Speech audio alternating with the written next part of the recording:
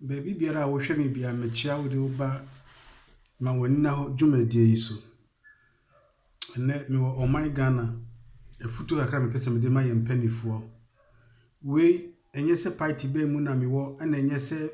school be na makọ na enye se nimdie be na menim ho asem. We omamu ni nyina ye problem ai wo se nyina ye ka bom ne ye soro ne ye kutia yade ya sisi pempen so wo ye man Ghana yi mu coronavirus yi because say yade we no say nyina ya anye baako na ya nko entia say yade we ya o man panyine nko ahoɔden ntimi nyede enko sa ekon we na o man panyine betie mi so de a enema esese di gu na akwam a betimi aboa we na make kasa from experience bi a mahu sanse baby a me wo sisi no funso kakra bi ampanifo bi yeye anase nipa bi mo mani na ho entempa no ntino enene yade yetuma agi nsemu ewo aman bebre so nkanka oman Italy mu na enema me pese Ghana man ye ni da ho entempa se be ya ye kokasa ye hu yanka no ene na me de betu dwai hwe ewiase mpanifo se okoto so bi abodwo se ehia no asensu ayede e de asiu de ho na koto se abo bi si nua so nkase sorry free ni so kase sorry free so sanse wo free ni so a o de beba so sa yade coronavirus yi ka ye timu a ye de nam no menyi se ne petrol no e be short sa bre amwo ya kase ontimi nuru Ghana beto ba se me no kase mpo Ghana anase e beba ho nyame mpemu de enye ne nipa hwehwe no na enso se kodun so de kwan be na ye fa ne asi ano kwan eno ni the important thing.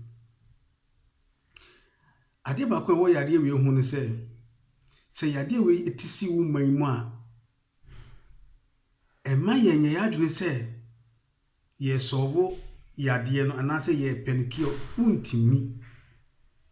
ye ni anu aduro sese according to even po Italy for doctors no de omo ye ne se omo de yade we omo de aduro we hwe e ka wo ne na de echi no omo asesam saa wonte se enipa no ho beto no ekire se yenye ni aduro ye ni aduro ba ko a ebetimi ayede eyi yale we de afiri wana ebetimi etu ase eti oman Ghana eniema ye pese me pese de tu na akwamu from experience bi a menya ntino me pese de tu na akwamu se oman panyine ne mpanifo no betie ne me kan ya no matu ho na mo a kebeboa mo ma ye ntwen se yade no emra ko bi so ansa na ya start se ye bokofo no ho ban na ye bot city no ho ban mo ma ye ntwen ema ne mansa mo ma ye ntwen ema ne mansa enti edikai no se betimi a se yade ne bitisi wo man ni mu a de se oman panyini ene oman ni mpanifo no eye ne se omon quarantine oman no for be 2 weeks and 1 week na nurses ni doctors no enko house to house it is omko house to house na se nipa no wo fi ho so omo yeten a omo mra omo nche one by one afidi a ye de test no minyi ni se ne boarding temperature they test temperature no because say yade we no first thing say ba so symptoms say dead mostly no o temperature e ko high and machine they test sa temperature no e was set Ghana by man ye common emma doctors and nurses no say ne be ya omuko house to house wa ombetimi awisu e dey test obi biara temperature it is a test o temperature no ne say normal nature say unya contact ya na unya nyansa effect ni bi se ko basa moment try say nipa na be hye ne nso ne be ma na hyenso die bi a kire say ye testing no o ye negative che say ebi ni mogem ada say be ma ne card bi ana be ma na hyenso bi it after that 2 weeks na ye be release quarantine na say ye be ye free ho no sa nipa ya test wo mu ni nyina no wo ho kwai say wo mutimi de ba out because ya testing no anas o wadanse de bi a kire say ya de no ebi nye de enye no because de wo mu a ema na ye hu ni say Ghana man say cause ye transi na doctors na cause omo tran omo hospital ho na nipa wa yare no wo bra yare sa ho na before say nipa ni free ni fie na omedu hospital ho no na o de assign nipa best 100 because one nipa ne fie na wotim no se bi kana wo ma wo ho nyina no wo de bi be saa wo mo kaya obefo even kura na bi o mfiri ne fie mpie mefa kai wo station no wo ma obehia wo mo no bedi nkomo okwa so kaya obetena mu wo sa be wura hospital nso nipa a obeto mo hospital including nurses and doctors no wo mu nyina da sa wo protect wo mo ho a wo de be saa wo mo na nipa baako be pe na yaresa no hwe nipa dodo wo de be saa wo mansan wo duru hospital ho enti saa yade we no ni kwase atwese patient no mom no nipa yare na kan no mom mra hospital ho eye wo doctor no mom na wo mom ye de mo approaching crofo no enti se mo kona se mo se nipa no bi wo a wo ye suspect ya tempa na saa max we no wo se timi available e wo mo side na mama nipa ni bi no they are protecting the home na mama ni gloves aka ho na mo ankasa mo deny de akọ hospital mo ntwen se nipa no ankasa mra nantimra hospital because before se nipa no be hospital no no they are saying nipa bebre and two yade we so enye ni nipa nyina na se bi ka wo maya e da dintem obi wo kra bi a be 2 weeks bi ho 1 week na aye no so na ono ankasa kra na onim e be ne no fin that time ni nyina no then time ne boza ordinam e bi okodro sto okotoduro e bi a e bibiduro ni nimani ma Ghana de nim se bibiduro na yare bi ho etake obi before na wo di dinka ye de solve kakra e binum ye biduro and because the crash no kra no hospital bi ameno ni nipa ka se hospital enti say ye tusa na mo e was hard no ansa na ya start say ye take ba bi kra na ya de na ye de apie no mfunso a amai fufuro bi so mpenfo ye no omo ye ne se kumasi na yare na ba no mdo mani akire kumasi na omo solve problem dabi ye solve sa problem sa so ti ase enti dia wo senke omo ye ne se enti ka ya baby yare na si no e was almost started bo ahobambo no wo baby e bi nsiye no because sa ya de we no ye prevent it but ye cure enti se bi atu obi a wontin ka se wo kokie yare na ma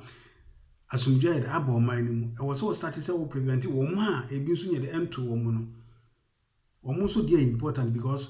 eye de na etu nipa kakra bi ansa na atre aye de akọ o man ni nyina mu ti before say enu free bia setema na say sie before say free onu akra na kumase no na kumase fo no aye okay dada na o ma protect o mu dada enu na betima mo matimi aye de a solve problem no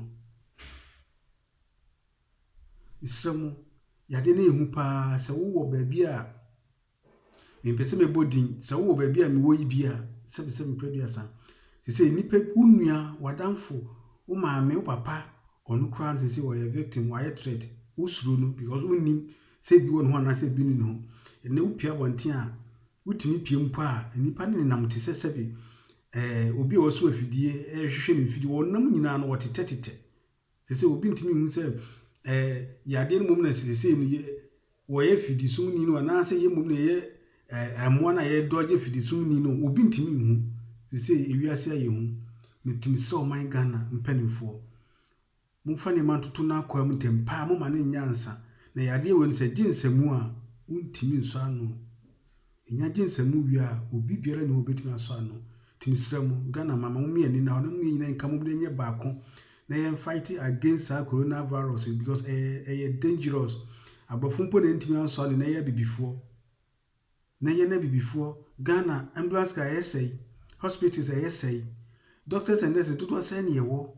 se na uko yitari sesia entrance nyina no sesi na hospital bed om de sesi on na ma ho nyina ye ma se adaje pa om de hwe nipa kro mu ni because nipa na broso abroso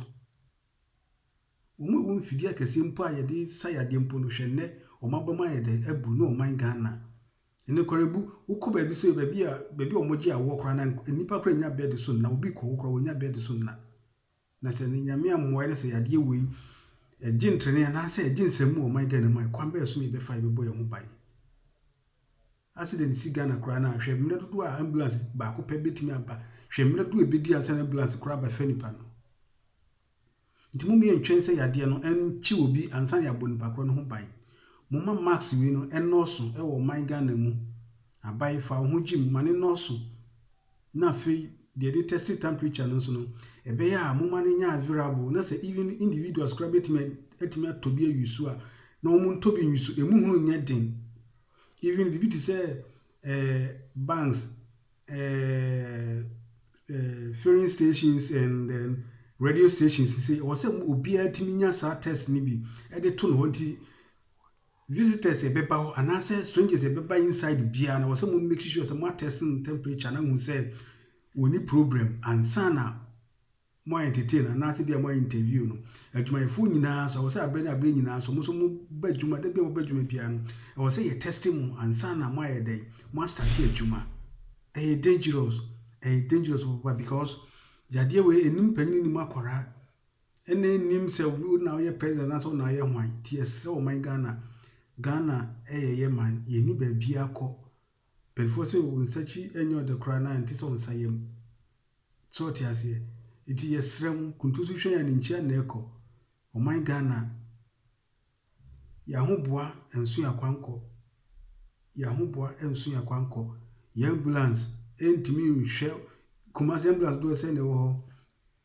even the whole Ghana ambulance do say kra na ye wo na se ambulance do kra na enti ye ma ye ho kwaye ma yade no chie ne ansa na Mr. Mugana mo me ani na ho na ene dwumadi mo ni na ho dwumadi am di bro Ghana mpanifo mo ntu ho na mo na mfa bi papa emra wo man no